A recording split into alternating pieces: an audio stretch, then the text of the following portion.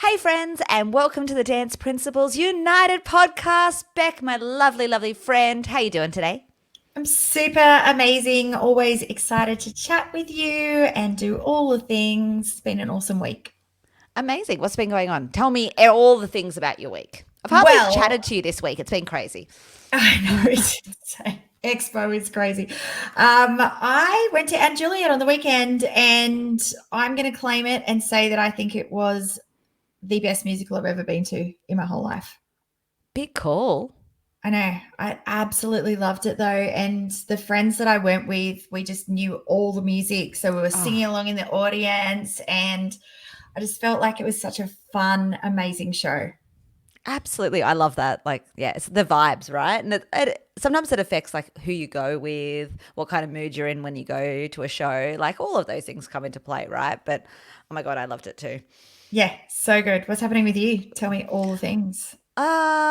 Counting down to Expo. We had a big weekend. We've had Nate's 40th. All the stuff going on. It's been crazy, but fun. It's always good to like be busy and crazy. I get bored if I'm not busy. Uh, yeah, absolutely. I would invent things to do. And in fact, I do invent things to do, Amanda, if I get bored, Like as your you know. beautiful new artwork setup that you've got going on behind There's you. If that. you're watching us on YouTube, you'll be able to see that. Not many people watch us on YouTube. We have like a very small number of friends that watch us on YouTube, but you'll be able to see Beck's lovely new painting if you want to You jump also over there. can see my Easter hat extravaganza. I do love doing a good Easter hat for the hat parade, Amanda. Oh my God, I can't The believe you hidden do talent. that. I love Oh it. my God. I know. You've told me this before, and I Yeah. couldn't think of anything I'd like to do less than make an Easter hat. I really get a lot out of it. I really enjoy it. So if you want to jump over to YouTube, please make sure you do. If you could press subscribe so that we have more than 3 followers on YouTube, we would so appreciate that. And you can see Beck's amazing Easter hat that she has created for, is it Phoenix's Easter hat? It is Phoenix's Easter hat. It's Wonka theme. I Do you love know it. what's really cool though, Amanda? I was What? chatting to a SGC applicant this week because Oh, we're yes. Amazing. doing applications for SGC, and she was saying, "Oh my gosh, I feel like I already know you because I listen to your podcast so much." It was Oh, such a lovely moment because I think sometimes we record this and we're like, are people actually listening? But they really are. They're out there they listening. are. We look at the numbers and people are definitely I listening. know So it's crazy. thanks to all of you who are listening. Yeah, That's always lovely. It's yeah, nice to hear that when absolutely. it's you're chatting to someone we've never met before and they're like, "Oh yeah, I listen to you all the time."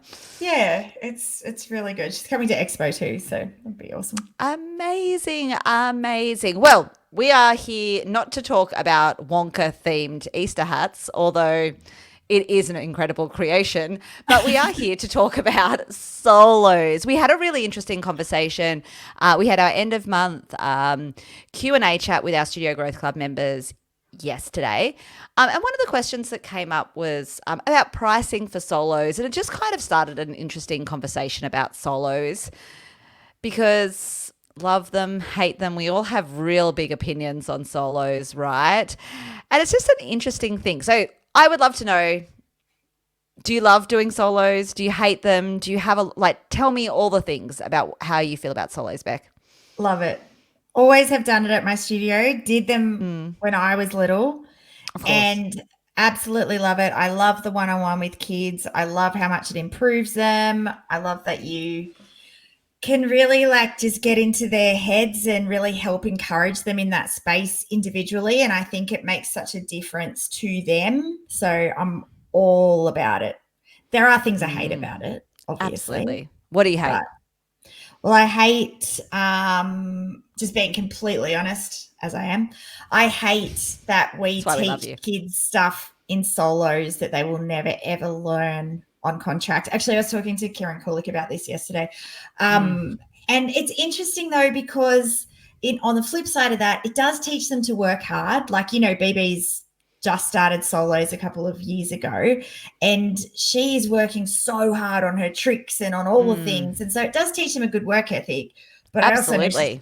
never going to use any of those tricks on contract ever. And that's the part I hate. She's not going But to do when you do, fouettes into a Barani or fouettes into an aerial on a contract or as a backup dancer I, or in I, chorus? I don't think she will, no. Unless she's a prima ballerina in a ballet company, she will never use fouettes. The aerial at the end of the fouette, though? Probably not. That's probably needed. And that's annoying for me as a studio owner, but at the same time, what do you do? Absolutely. And the kids love it. Look, I love they it. love to throw those tricks and do those amazing things. Yeah.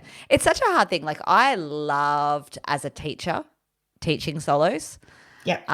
For those same reasons. You love the connection. You love, having that like closer relationship with the student, and being part of their journey as they go through and start doing, they start by being really nervous at comps and they get better and better. And all of a sudden, they're winning and they move up from the restricted to the open section and they're winning championships or whatever that is.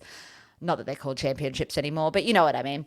Yep. That was back in my day. Now they're winning the titles, etc. The title. Yes, but I love teaching solos in our studios as a studio manager and as a business person. They don't make a lot of sense financially, of course. However, they do serve as a something to keep your high-level clients happy. And sometimes you need to do that, right? Yeah, absolutely. They also make, I believe, the standard of your troops higher because you Absolutely. have higher level kids that can do better things, which can be a draw card as well. I also think if you're smart about the way you do them, you can make good money off them. And I know you talk about this all the time, but putting them in time slots where you wouldn't have classes. Absolutely. So we do. Well, privates are starting at my studio from 2:00 on a Wednesday because it's a bit of a sport day out here. So some of our kids don't do sport and do privates instead. Finish school early, yeah.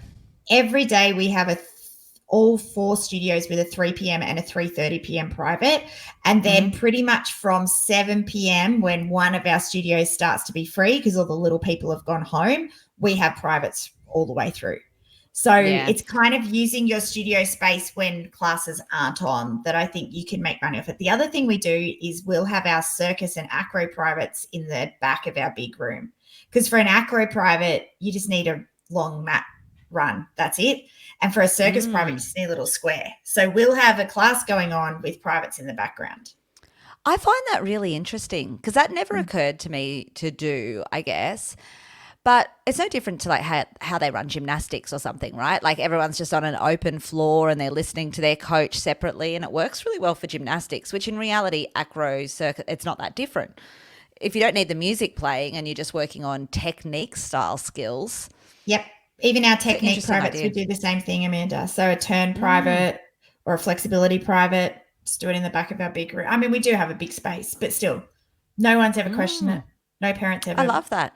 Being concerned about it. Yeah. It's interesting. I think sometimes we're all a little, I don't know if entitled's the right word or maybe not the right word, but we're a bit spoilt for choice, right? In Australia, especially, I think, if you're listening to us in from Australia, like we have big spaces and, most of us have quite big studios and they're all, decked out with all the facilities and all the things. But the reality around the world is that there's lots of people that are training to do things, whether it's dance, whether it's gymnastics, in much smaller spaces without all the facilities, and a great teacher and a great student can work together regardless of the space sometimes. Absolutely. I think I think one of the questions that came up in our SGC call, Amanda, was would I keep doing privates? Would I not have privates in my studio if I chose to now? Because it's such a big part of our school. It's exploded. And I just said to our community, don't do them if you don't want to put the hard yards into it. And absolutely, you've got to realize how high the standard is. Now the standard is insane. Like, absolutely. Oh my gosh. But I love it. Like I love seeing those amazing kids and I love watching them and I love all the things. I'm all about it. And I love seeing them, so highly trained. And I know like Chelsea from your studio, she is just so incredible and beautiful to watch. And like, I love those kids. I love watching them. but you've got to realize that it takes a lot of hard work to get those kids to that standard, and you've got to be Absolutely. committed to that. Because what you don't want is your solo kids going in and just losing all the time, because that actually has the opposite effect. It discourages them. It makes them unhappy. It's all the horrible things. Absolutely. And I think that's a really like big key. If you aren't familiar with the comp world at the moment, and it's been a while since you've been to some solo comps, you know, before you start putting kids into them, like I would really recommend going down and having a look. Because, you know, that's what we were talking to a few members who they haven't really done many solos. It's been a while since they've been to those comps. And I think it's important because I do think you do run the risk of losing kids to other studios, for example, if they're not improving. They don't have to be have to get first at every Eisteddfod, but I do think they can't be the kid that, you know, keeps losing, because that's not a good look for your brand. Yeah, and like you can try to find comps that aren't so high end. Obviously, there's comps that are really, really high end, but even the not so high end comps now, the standards getting crazy. Like even that, it is next level, definitely, and it's not getting any easier, especially with social media and stuff. So just make sure you're willing to commit, and you've got the staff to do it. I think that's hard as well, because there was another member I was talking to and she was like, yes, but I just end up doing it all because I know no one's going to teach it like me, and don't do that. That just is like torture, right? Absolute torture. It's got to be a lot. So, yeah, look, it's an interesting conversation because I think it's so much fun. And like, you know, we always had lots of solos. They're a lot of work, but the teachers love them, the kids love them, excuse me. And I think that's really important because that's part of the reason we're there. Yes, financially, they might not do as well as a class. However, you know, we are all here because we love dance as well. There's got to be a good balance of things always. Yes. So I guess that kind of takes us to the conversation that we wanted to have, which was, you know, okay, we know that they're not going to be as profitable as a class of 25 junior hip hops. There's just no way that's ever going to happen. However, we can work on ways to make them more profitable, or as much as we can. So I think that that's, you know, worth a discussion. And also, I guess setting good boundaries in place as well, because I think that's a big part of solos as well, is those boundaries around and expectations with it all. So I'd love to hear about how many solos you have at Pause. I don't know if I'm scared to hear the answer. Am I scared to hear the answer? Probably. I just counted it before we started. So we've got 95 solos at Pause. Oh, wait, half-hour solos? Yeah. It's 95 crazy, a right? week. Woofed. Yeah. Isn't that crazy? And I actually nearly died when I added that up. But anyway. That's crazy. And is that a mix between circus, acro, dance, privates? Some are learning choreography and doing comps, but some are just doing technique-based ones. It's a combo of everything? Correct, yes. And some, like, there'd be a handful who do an acro and a dance private, obviously. So, but yeah, it's pretty insane when you look at those numbers. It's such a big thing in our school. It's huge. Yes. And I guess it has that follow-on effect as well, that kids and parents are watching the kids that are doing the solos, seeing them get so much better, and then they want their kid to do a solo. It's kind of that effect as well. Absolutely, absolutely. So do you want to talk about how you price them and how you package it? Because I know you've made a change this year, right? Yeah, well, I think it's interesting to talk about the change that we did make. So we used to price it as per the teacher they were having, and if they had one teacher, it'd be less, and then another teacher would be more. And that was a nightmare admin wise, absolute nightmare. And so now we just last year we actually made everyone just the same, which was $55 for half an hour. And then this year we put it up $10 to $65 for half an hour. And the reason that we did that is because we felt that they needed an extra technique and acro class. So we just put an extra advanced, technique, and acro. It's not really advanced, it's just for anyone who does a private.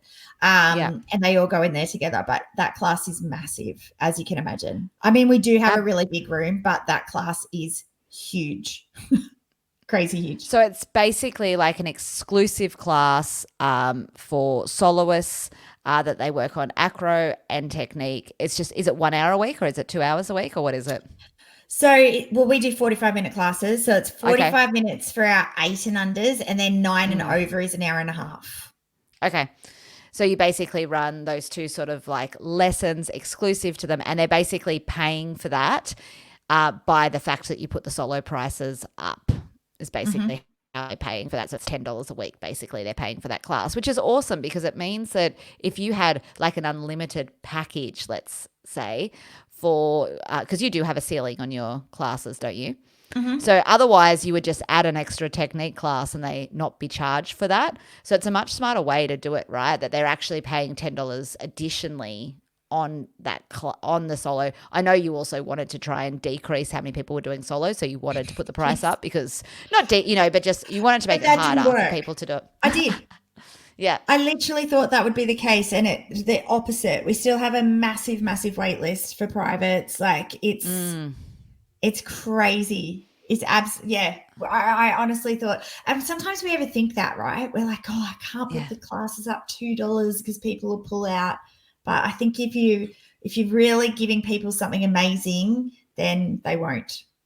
Yeah. So could I ask about your teachers, because that was something that came up. Are your teachers paid the same amount per hour to teach solo lessons?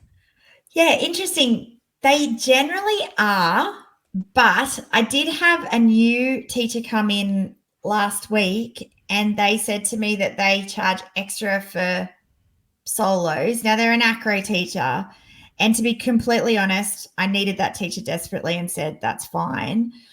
But it's interesting because that's come up a lot lately, right? That has come up a lot lately. Yeah, and I find that an interesting conversation. Yeah.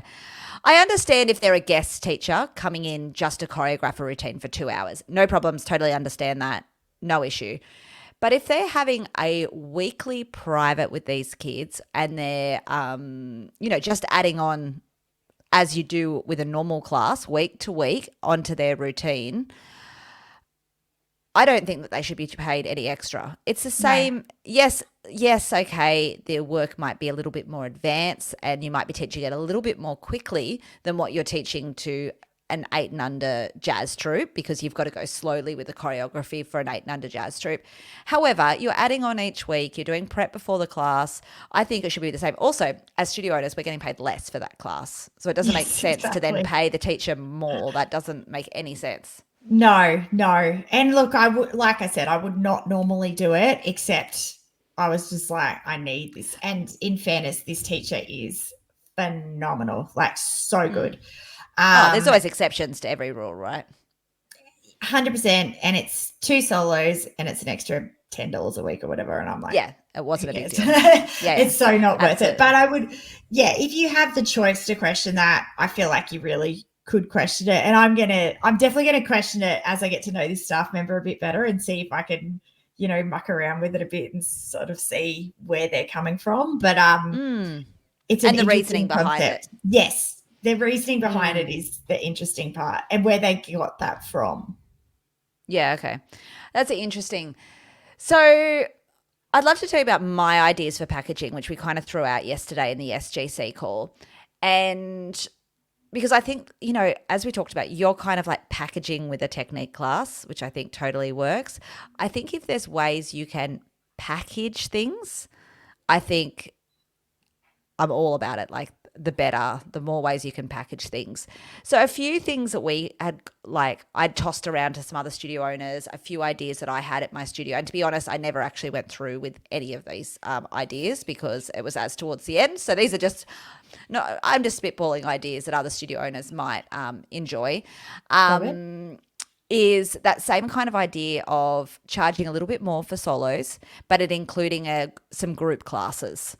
So same as you, right? One of the ideas that Ali had, who is the amazing woman who has bought my studio, and she did this in America a lot, was, she calls them like stage readiness classes.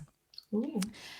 And basically in a stage readiness class or a performance practice class or, something like that, it was groups of soloists coming together, whether you put however many you put in there that are all kind of the same age or whatever, and they come together in the studio and they run their routines in front of each other.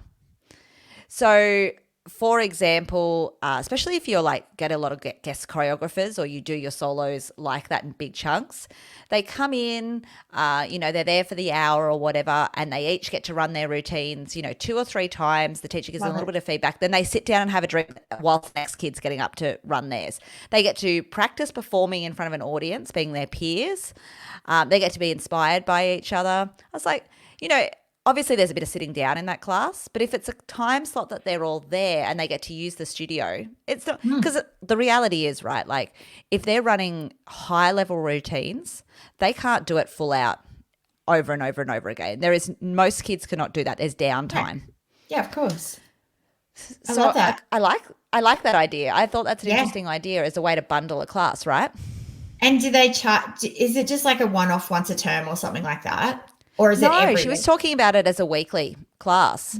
Ah, That they come in at whatever time and they run it as a weekly class. And I was like, no different to how you're running a technique, I guess. yeah, I love it. That's Same kind of idea. I like that idea.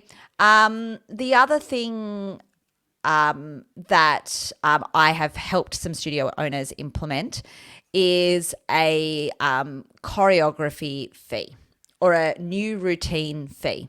So on top of their weekly lessons at X amount of dollars per week or whatever, there's a fee of whatever it is, $150, $200 every time they start a new routine. And bundling that being for, okay, so number one, it's to stop them doing too many routines and asking for too many routines, because we actually know that sometimes the technique work is more important than the choreography. Yep. So that being step one. But also, so to try and deter them just going, I want a new routine, I want a new routine, I want a new routine every 2 seconds. But having that and also including, what does it include? Like as a bundle, it includes obviously starting the routine, music selection, music editing, sending the music, a 15-minute meeting with the parent to go through costume design, and bundling all of those things together, because it's admin work every time you start a new routine, right? There's absolute admin work involved in it. So charging for that as well, I think that could be a great way if you don't want to put the prices of your solos up, but, need some extra money for the admin portion of it. So smart. I love that. I know yesterday as well we were talking about people doing solo lessons in the school holidays as an extra money maker too, and putting out technique lessons, or maybe, doing, it just has to be half-hour lessons, but I think that's a great thing to do. I used to do it every school holidays back in the day, Amanda, and you make great money. If you're willing to work an 8-hour day and you're charging $50 for half an hour, like it's good money. Absolutely. I know a lot of our Studio Growth Club members are doing that themselves these holidays. And totally. So like my daughters, I couldn't fit in a weekly private for all 3 of them at the moment. They've all asked, but there's just no way I have.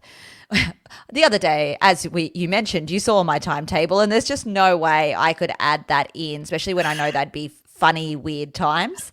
Come on, Amanda, get on the dance train. This is not good enough. But because there'd be odd times that doesn't actually go back to back with their classes, I just can't do it. However, I'm all about them having a holiday technique private.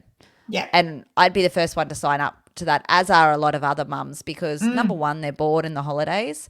I would love them to have a bit of one-on-one attention. I think especially we talked to our Studio Growth Club members about doing skill-based ones. Gigi, my 9-year-old, is really close to her back handspring, and that's all she wants to be able to nail. So, a back handspring private for her, so that she can just work on that skill for half an hour with the teacher. She'd be close enough that she'd probably get it in half an hour. in a one-on-one environment. Mm. Like, how perfect's that? I'd be Yeah. paying for that, no problems. Oh, and heaps of them would, even just to get stretching techniques. And there'd be Absolutely. so many things that people would love to have. And I think, even a confidence private, like there's so much you could Oh, do. that's a good name. Yeah, I like when they've got great names because I feel like, especially if they're not normal soloists, I feel like sometimes they don't know what to expect in a solo. So benefit driving it, like it's a confidence private, it's a flexibility private, it's a turns private, it's a acro, like so that they know the outcomes. I think that's really important. Yeah, absolutely. And if you can't do it yourself, get someone in, I guess. But make sure that you're still making great money off it. Absolutely. That's important. You got Yeah. to do that. Like if you go into the effort, you need to make sure it works for you. Yep.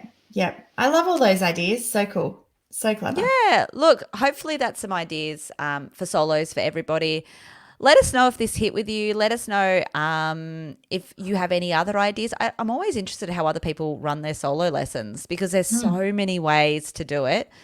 And what works for one studio might not work for another and so on.